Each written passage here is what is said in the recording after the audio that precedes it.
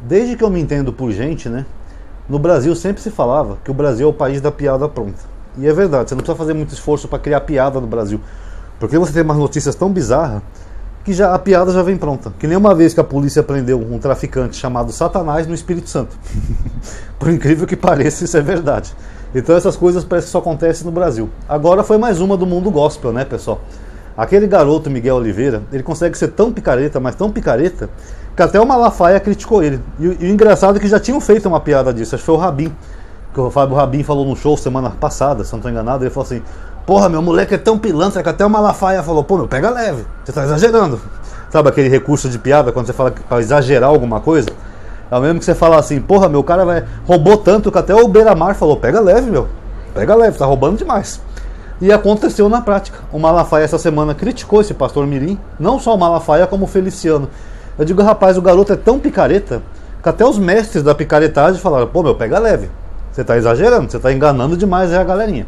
O garoto fica com aquele retetê danado, traduzindo línguas estranhas, falando inglês, né? The King of the Power, não sei o que. Nem um nativo entende aquele inglês dele, né, na verdade. Aquela frase é meio sem sentido, sabe?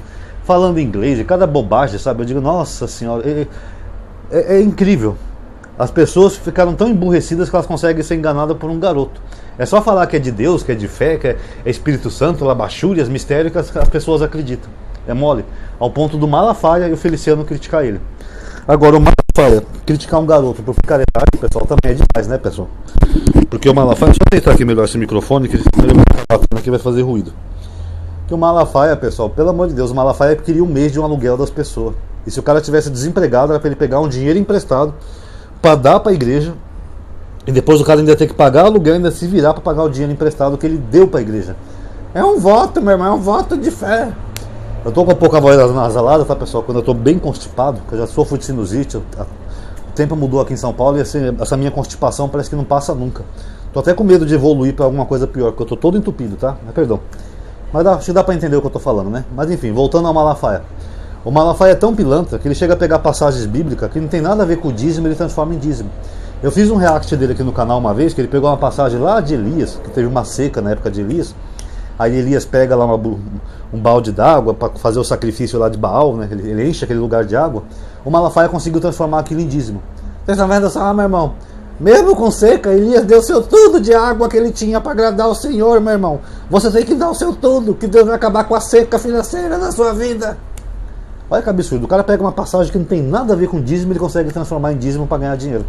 Essa semana ele viralizou também falando aí que só quem pode administrar o dízimo é o sacerdote. Não, meu irmão, que tem gente aí que acha que quer dar 5% para caridade, 10% para uma instituição de caridade, 3% para comprar cesta básica. Meu irmão, você não tem autoridade para administrar o dízimo, é só o sacerdote, é bíblico. De onde é que ele tirou isso, pessoal? Sabe, o que eu queria entender. Porque eu tenho um vídeo muito bom aqui sobre dízimos. Eu estou até pensando em reupar um aqui para as pessoas novas verem, porque o meu estudo foi um dos melhores, tá? Modéstia à parte. Dízimo era alimento, eram grãos, ou no máximo ovelhas, gado, essas coisas. Dízimo era anual, era uma vez por ano. Então não tinha o que administrar, você tinha o que comer. O sacerdote pegava, fazia lá um holocausto, que seria um churrasco, né, moderno, botava lá o carneiro lá, pegava as gorduras, a melhor parte, dividia lá com a pessoa que deu o dízimo e eles comiam. A pessoa que dizimava também comia. Porque é aquela analogia da ovelha que eu já expliquei para você. O pastor tem que apacentar a ovelha. O que é apacentar a ovelha? Levar a ovelha para comer capim. Aí a ovelha fica gordinha. Aí depois que a ovelha ficou bem gordinha, o pastor se alimenta da ovelha. Então um se alimenta do outro. A ovelha se alimenta do pastor, que leva ela para pastos verdejantes. E o pastor se alimenta dela quando ela está pronta para abate.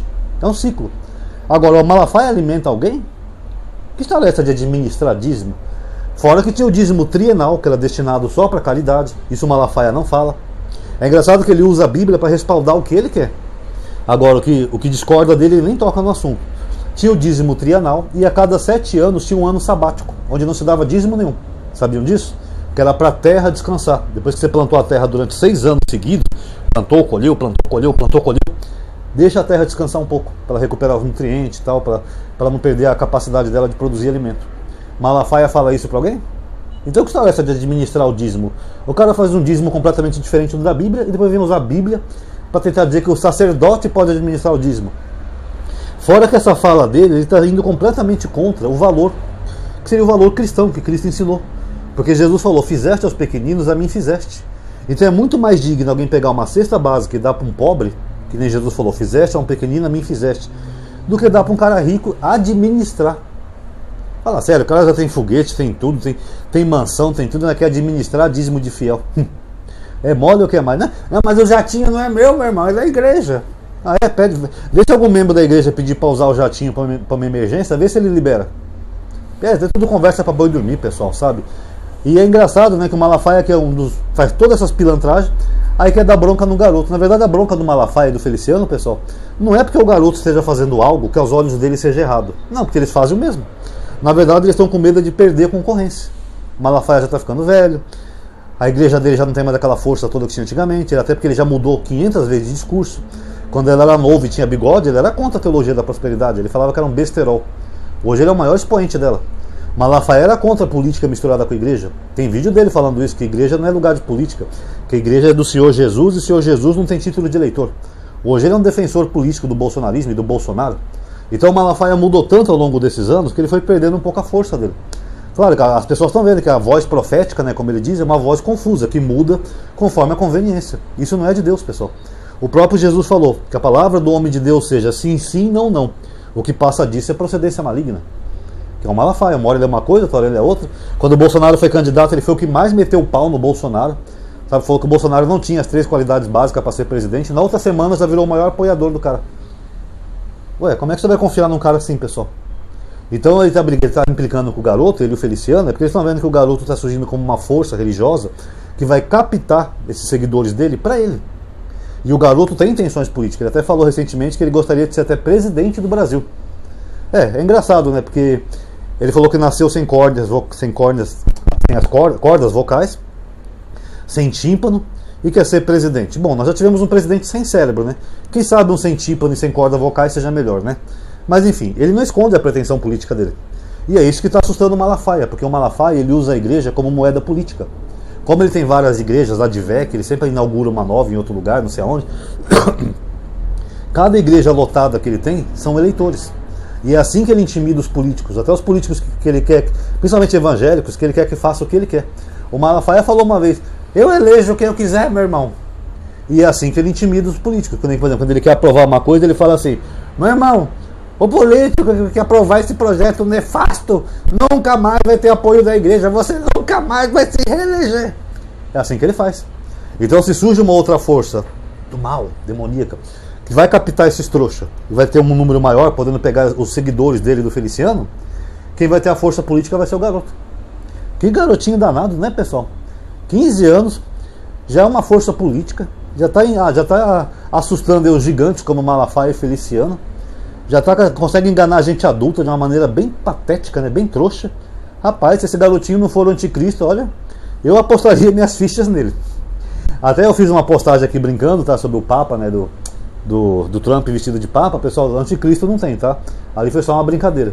E é triste você viver numa geração onde você tem que explicar até uma simples brincadeira, porque tem pessoas que levam a sério e não tem senso crítico. Eu fiz um vídeo aqui, eu postei um vídeo do Miguel Oliveira, que não é ele, né? Uma mulher que acho que deve ser lésbica, que parece ele também, tem gente que não entendeu, tá? Então é muito difícil você viver numa época que você tem que explicar até o óbvio, até um sarcasmo, uma ironia, uma brincadeira, você tem que explicar. Que nem no caso do Miguel Oliveira não tem como ser anticristo, porque não existe anticristo. Mas que ele pode ser uma força política do mal, que nem o Malafaia, ele pode ser. Se com 15 anos ele já está fazendo esse estrago todo e está assustando o Malafaia, a galera maluca, para ele tomar os seguidores do Malafaia não é muito difícil, não.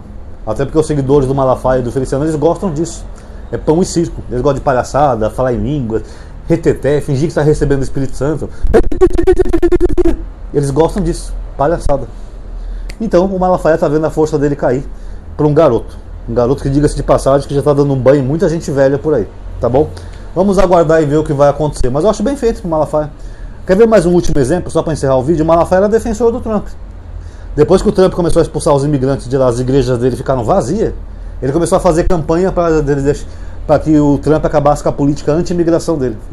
Ia convencer os pastores americanos a apoiá-lo nessa campanha. Olha a canalice.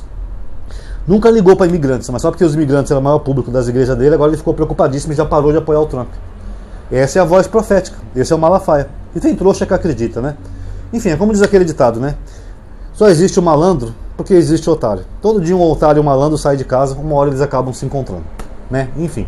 Quem gostou do vídeo já sabe, pessoal, dá um like aí, se inscreve no canal, ativa o sininho, compartilha nos grupos para as pessoas verem, ou nas suas redes sociais, e comente também o que você achou, que é muito importante e ajuda no engajamento. Perdão. Muito obrigado a todos aí que assistiram, até a próxima.